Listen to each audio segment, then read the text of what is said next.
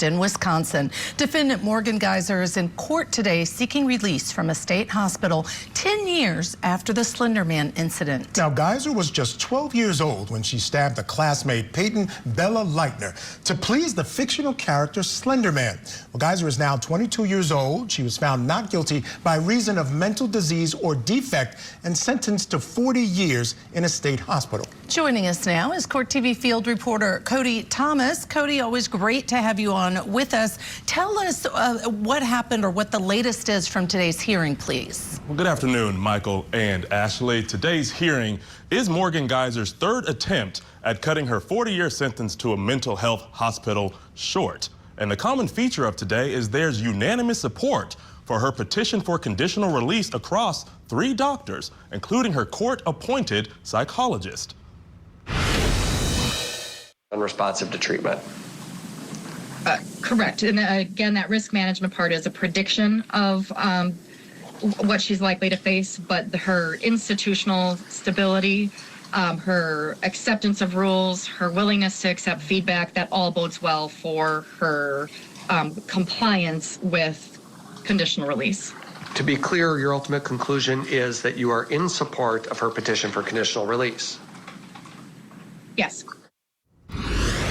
Geyser's last attempt at release was in April of last year. That request was ultimately denied by a judge, but Geyser's psychologist says since then she's seen large improvements in the strength of Geyser's interpersonal skills and her responsiveness to treatment. Dr. Deborah Collins is another psychologist who was called by the defense. She did not support Geyser's release last April, saying she wanted more monitoring to make sure there was no relapse of psychotic behavior. But today, she said there are new factors supporting Geyser's conditional release. What are those protective factors and or dynamic factors? The protective factors include her intellectual resources and her capacity for problem solving.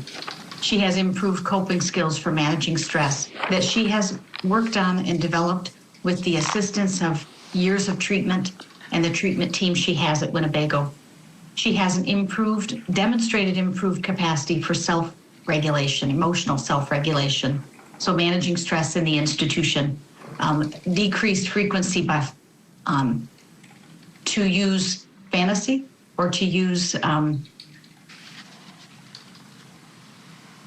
guess I would say fantasy or retreat into herself for coping. And she also has an expressed motivation to proactively pursue a pro-social life course moving forward.